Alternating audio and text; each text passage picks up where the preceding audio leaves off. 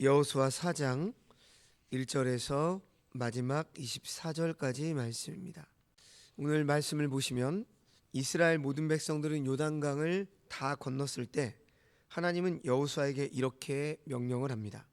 이스라엘 12지파에서 매 지파 당 한 사람씩 뽑아서 한 사람씩 요단강 물에 들어가 제사장들이 섰던 그곳에 12개의 돌을 취해서 그들이 진을 치는 곳에 보관을 하고 나중에 그것들을 길갈의 한 곳에 모으고 그곳에 기념비를 세우는 장면이 오늘 말씀에 소개가 되고 있죠.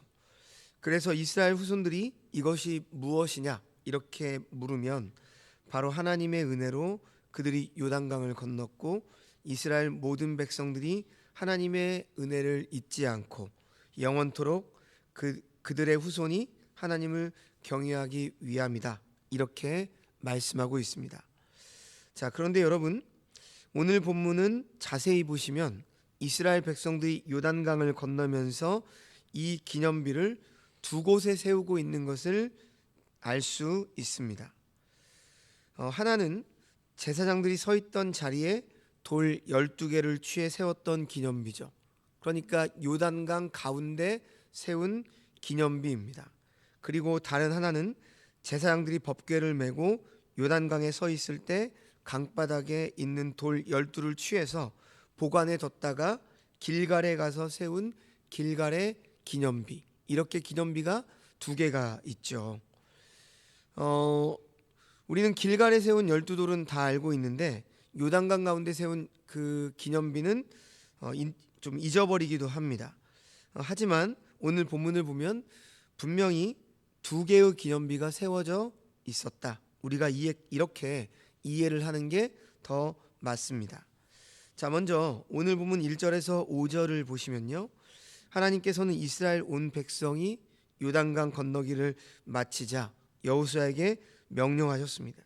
그 명령이 무엇이냐면 백성의 각 지파에서 한 사람씩 12사람을 택해서 요단강 가운데 제사장들의 발이 굳게 선 그곳에서 돌 하나씩 곧 12개의 돌을 취하게 하고 그것을 가져다가 오늘 밤 너희가 유숙할 곳에 두라. 이렇게 말씀을 하셨습니다.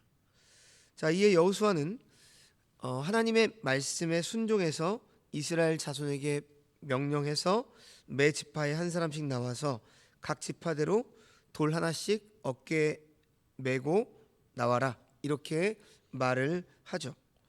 자, 그러면 하나님께서 왜 이런 명령을 하시는 것인가? 6절과 7절 말씀을 보십시오. 이것이 너희 중에 표징이 되리라. 그러니까 표징이 된다는 거죠. 후일에 너희 자손이 물어서 이르되 이 돌들은 무슨 뜻이냐 하거든 그들에게 이르기를 요단물이 여호와의 언약궤 앞에 끊어졌나니 곧 언약궤가 요단을 건널 때 요단물이 끊어졌으므로 이 돌들이 이스라엘 자손에게 영원히 기념이 되리라 하라. 이렇게 말씀하십니다. 자, 하나님께서는 그들 가운데 이 모든 것을 표징으로 삼기 위함이시다. 이렇게 말씀을 하고 있습니다. 자, 그래서 8절을 보시면요. 이스라엘 백성들은 이제 여호수아의 명령에 순종을 해서 돌 12를 취해서 자신들이 유숙하던 곳에 가져다 둡니다. 그리고 이제 건너뛰어서 20절 말씀을 보면 이스라엘 백성들은 마침내 그 돌들을 가져다가 길갈에 기념비를 세우는 것을 우리가 확인할 수 있죠. 자, 이렇게 하나님께서는 요단강을 마른 땅같이 건너게 하신 그 여호와 하나님의 은혜를 기억하게 하셔서 이스라엘 백성들로 하여금 하나님을 영원히 경외하게 하려 하시는 목적으로 이 기념비를 세우게 했다는 것입니다. 자, 그런데 9절을 보시면 이런 말씀이 나와요. 여호수아가 또 요단 가운데 곧 언약궤를 맨 제사장들의 발이 선 곳에 돌 12를 세웠더니 오늘까지 거기에 있더라. 자, 그러니까 앞에서 말씀드렸던 것처럼 이스라엘 백성들이 요단강을 다 건넌 후에 각 지파에서 한 사람씩 총 12사람이 요단 가운데 다시 들어간 거죠. 그래서 언약궤를 맨 제사장들의 발밑에서 12돌을 가지고 나옵니다. 그리고 이 돌은 우리가 보았듯이 20절에 보면 길갈에 세우는 길갈의 기념비가 되죠. 자, 그런데 9절을 보시면 그것으로 끝이 아니라는 거죠. 요단강 가운데 언약궤를 맨 제사장들이 선 그곳에 또 돌 12개로 기념비를 세웠다. 이렇게 말씀을 하고 있습니다. 그러니까 강 한가운데 기념비를 세운 거죠.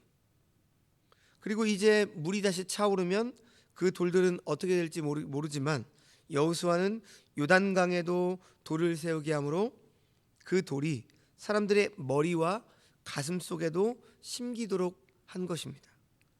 자, 요단강을 그들이 바라볼 때마다, 그리고 후손들이 요단강을 바라볼 때 그 속에 세웠던 돌이 기억이 날 것입니다.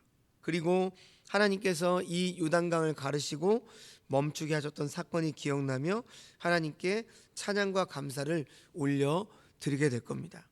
9절에 보니까 오늘까지 있더라 이렇게 말씀하죠.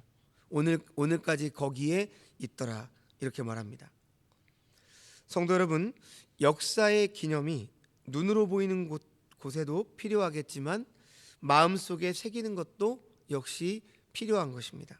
하나님의 말씀을 우리의 마음속에 모셔드리는 것이야말로 가장 확실한 기념비가 되는 것이죠. 자, 그래서 계속해서 10절에서 14절 말씀을 보면 다시 한번 요단을 건넌 사건을 되풀이하고 있죠. 자, 이렇게 하는 것은 하나님께서 지금 큰 능력으로 기사와 이적을 행하심으로 이스라엘로 하여금 이 요단강을 건너게 하신 목적들 가운데 하나인 백성들 가운데 바로 여호수아의 권위를 높이시고자 하신 일이 이루어졌음을 강조해서 말씀해 주시기 위함입니다. 자, 14절 말씀을 보십시오. 그날에 여호와께서 모든 이스라엘의 목전에서 여호수아를 크게 하심에 그가 생존한 날 동안에 백성들이 두려워하기를 모세를 두려워하였던 것 같이 하였더라. 하나님께서는 여호수아를 높이시겠다는 약속을 그대로 이루십니다.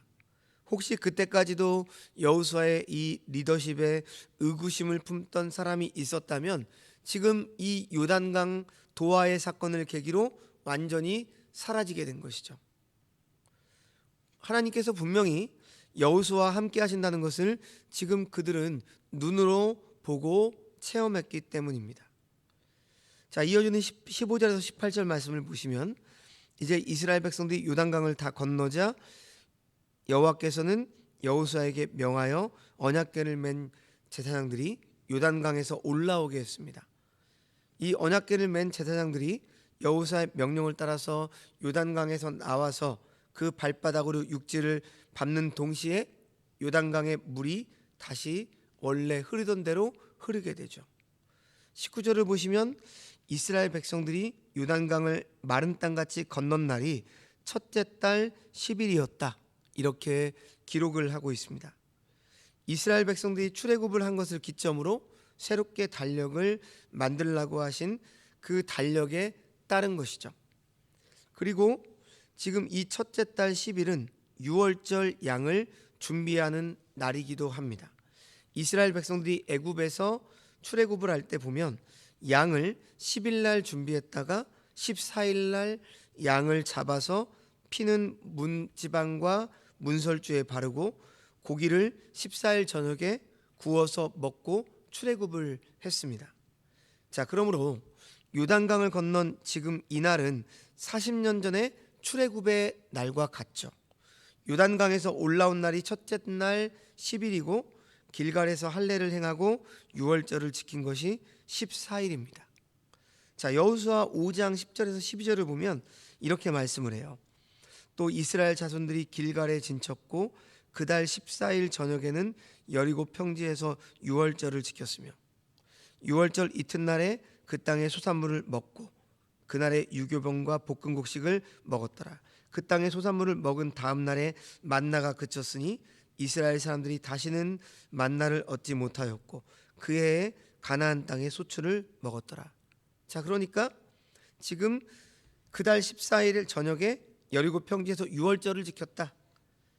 그러므로 이스라엘 백성들이 요단강을 건넌 것은 유월절의 완성이 된다. 이렇게 상징적인 뜻을 가지고 있습니다. 자, 이제 마지막 20절에서 24절 말씀을 보시면 하나님께서 길갈에 12돌을 세우게 하신 목적에 대해서 말씀을 하고 있는데요. 이 표면적인 목적은 하나님께서 홍해를 가르시고 요단강을 건너가게 하셨던 것을 기억하라는 것입니다. 그리고 그 기억을 통해서 얻고자 하는 진정한 목적이 24절 마지막 말씀에 이렇게 기록되어 있습니다. 이는 땅의 모든 백성에게 여호와의 손이 강하게 하신 것을 알게 하며 너희가 너희의 하나님 여호와를 항상 경외하게 하려 하심이라. 모든 백성이 여호와의 손이 강하신 것을 알게 하시겠다는 거죠. 하나님의 능력과 의지를 막을 수 있는 것은 아무것도 없다라고 하는 것을 알게 하시겠다는 겁니다. 그래서 그것을 통해서 하나님의 주권과 영광을 기억하게 하겠다라고 하는 것이 바로 길갈에 12돌을 세운 진정한 목적입니다. 그러니까 앞에서 말한 요단강 가운데 12돌을 세웠던 그 의미는 우리의 마음속에 잊지 말고 기억하라는 것이고, 그리고 지금 이 길갈에 세운 이 기념비는 하나님의 주권과 영광을 그것을 눈으로 너희가 보고 늘 확인하고 기억해라. 바로 이러한 의미가 있는 거죠. 자, 이렇게 이스라엘 백성이 하나님의 주권과 영광을 항상 기억하는 삶을 살 수 있도록 하나님께서 장치를 마련해 두셨습니다. 자, 그러면 오늘날에도 우리들에게 하나님의 주권과 영광을 항상 기억할 수 있도록, 그런 삶을 살 수 있도록 우리에게 마련해 주신 장치가 있다면 뭘까요? 우리는 어떤 특별한 체험, 경험 이런 것들을 생각하는데 아닙니다. 성도 여러분, 이스라엘 백성들이 길갈의 12돌을 통해서 하나님의 은혜를 기억하는 그 기억의 장치가 되었다고 한다면 오늘의 우리에게는 무엇이 있습니까? 기록된 하나님의 말씀인 성경이 있죠. 성경이 기록되어 있음으로 인해서 우리는 하나님께서 홍해를 가르시고 이스라엘 백성들을 애굽에서 탈출시켰음을 알 수 있습니다. 아울러서 오늘 하나님께서 요단강을 건너가게 하심으로 가나안 땅에 들어가게 하셨음을 우리는 성경을 통해서 알 수 있는 거죠.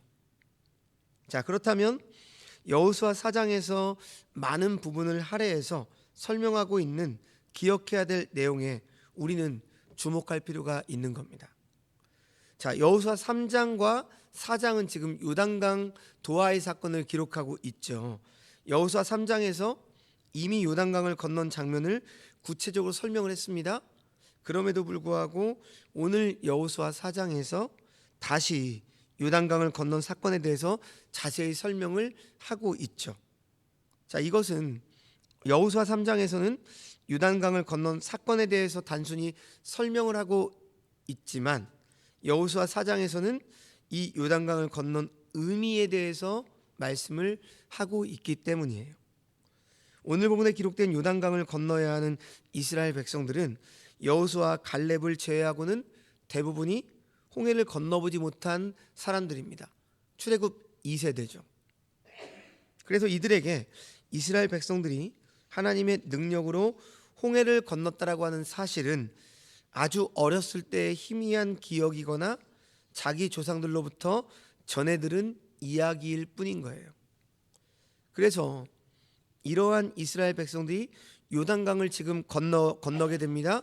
이렇게 건넜을 때에는 홍해 사건이 그들의 마음속에 자연스럽게 오버랩이 됐을 거예요. 아, 내가 건너지는 못했었는데 우리의 조상들이 이렇게 홍해를 건넜겠구나. 성도 여러분, 신앙교육과 신앙의 계승이라고 하는 것이 바로 이런 거예요. 하나님의 능력을 경험해 본 적이 없는 사람에게 하나님께서는 막무가내로 야, 나는 능력이 하나님이야. 나는 홍해를 가르고 이스라엘 백성을 건너게 했어. 이것을 잊으면 안 돼. 이렇게 우리에게 믿음을 일방적으로 강요하지 않으신다는 것이죠. 그 대신에 하나님께서는 어떻게 하십니까? 우리의 삶의 현실에서 이스라엘 백성들이 하나님이 어떠한 분이심을 경험하게 하신 거죠. 내가 너희 조상들을 홍해로 건너게 했다. 봐라.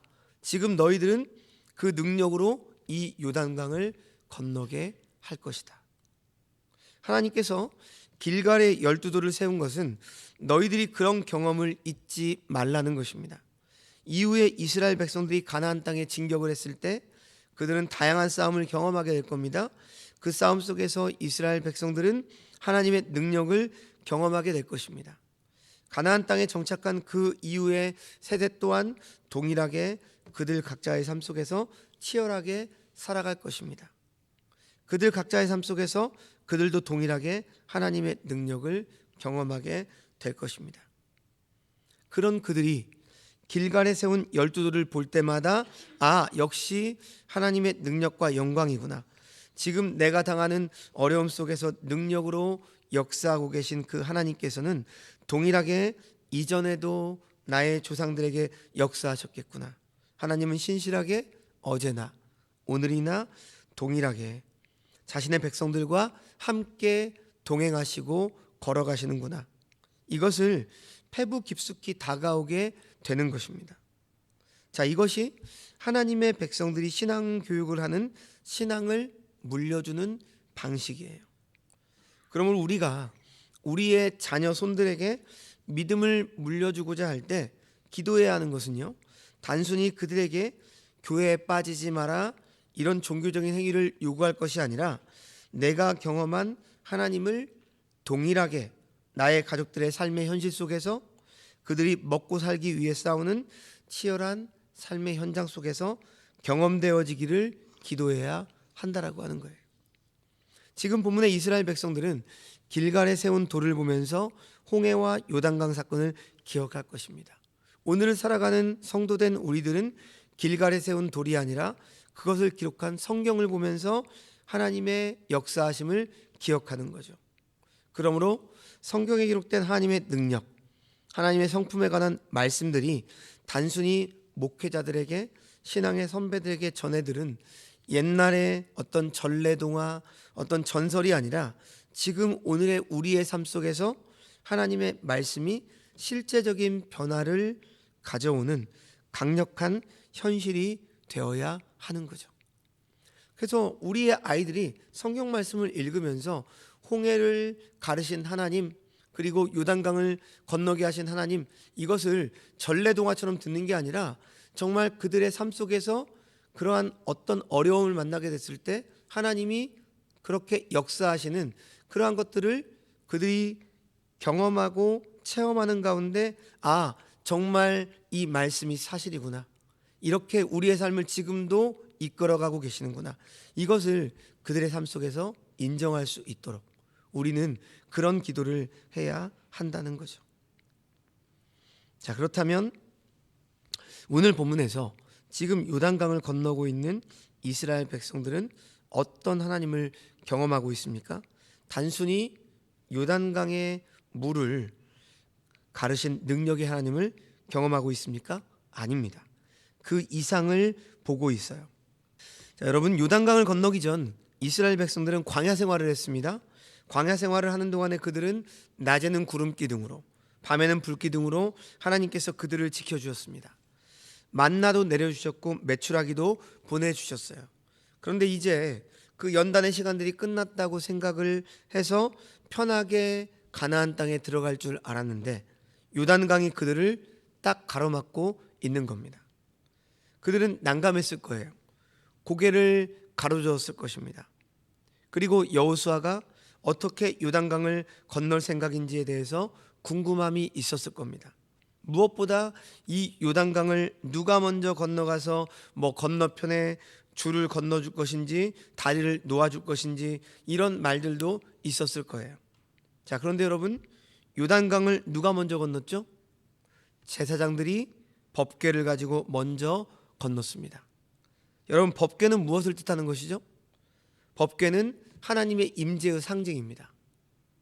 즉 하나님께서 먼저 요단강을 건너가신 것입니다. 그리고 그 법궤가 어디에 멈춰서 있죠? 요단강 한가운데 가장 깊은 곳에 멈춰서 있습니다. 여러분, 강 가운데 있는 것이 가장 위험하죠. 수심도 깊고 위급한 상황에 물 밖으로 나오기도 힘듭니다. 그런데 법궤는 지금 강 한가운데 있어요. 그리고 법궤가 언제 요단강 밖으로 나오죠? 여호수아 3장과 4장을 보면 모든 백성이 건너가기를 마친 후에 법궤가 요단강에서 나왔다는 것을 분명하게 밝히고 있습니다. 단 한 명의 이스라엘 백성도 놓치지 않고 있습니다. 여러분, 전쟁에서 장군들이 부하들과 함께 싸울 때 외치는 구호가 두 가지 종류가 있습니다. 하나는 돌격 앞으로예요. 이것은 어떤 의미죠? 나보다 너희들이 먼저 빨리 진격하라, 이런 의미입니다. 그래서 앞으로 날아오는 총알이나 화살을 졸병들이 먼저 맞게 되어 있어요. 그리고 또 다른 하나는 나를 따르라죠. 바로 이것입니다. 이것은 장군들이 부하들보다 가장 먼저 위험에 노출하게 됩니다. 자, 하나님께서는요, 우리의 인생 가운데 우리들에게 자, 네가 앞서서 가라, 돌격 앞으로 절대 말하지 않으십니다. 나를 따르라 말씀하십니다. 하나님께서는 우리가 극복해야 될 어려움에서 피해 계시지 않습니다. 우리보다 먼저 가 계십니다.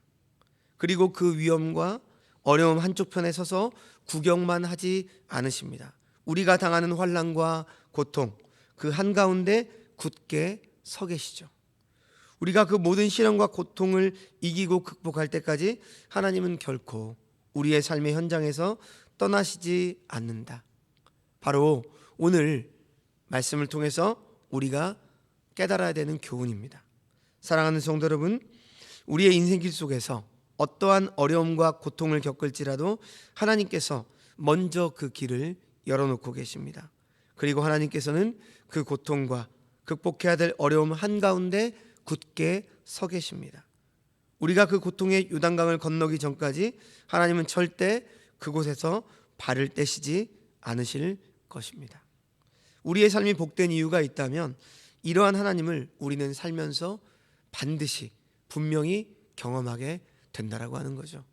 그것을 기록한 말씀이 성경이고요. 그래서 우리는 말씀을 통해서 우리의 인생을 이끄신 하나님을 신뢰해야 되는 것이고, 실제로 우리의 삶 속에서 그러한 일들이 일어나게 되는 것을 우리는 경험하게 되는 겁니다. 그 하나님을 우리 모두가 만나고 그 하나님을 우리 모두가 경험하기를 원합니다. 그리고 우리에게 주신 영원한 은혜의 기념비인 하나님의 말씀인 성경을 통해서 이 사실을 늘 기억하시며 힘을 내시는 주의 백성들이 다 되시기를 주님의 이름으로 축원합니다. 기도하겠습니다. 하나님 아버지, 우리의 삶의 현장에서 하나님의 능력과 영광을 체험하는 우리가 되게 하여 주옵소서. 오늘 요단강 속에 기념비를 세우게 하셔서 우리의 마음속에 하나님의 은혜를 기억하게 하시고, 또 거기에서 12돌을 취해서 이제 길갈에 또 기념비를 세운 것을 통해서 하나님의 능력과 주권을 인정하라는 그 하나님의 기억 장치를 이스라엘 백성들이 기억하며 살아갔던 것처럼, 오늘날 우리에게 주신, 우리의 인생 가운데 주신 많은 하나님이 행하신 일들을 우리의 마음속으로 기억하고 기념하게 하시고, 또 특별히 기록된 말씀인 성경을 통해서 언제나 하나님의 그 위대하심을 기억하고, 우리의 인생에 어떤 어려움을 만나게 된다 할지라도 하나님이 함께 하시고 도우시고 위로하신다는 그 사실을 알고 기억하는 우리 모두가 되게 하여 주시옵소서. 모든 말씀 예수님의 이름으로 기도합니다. 아멘.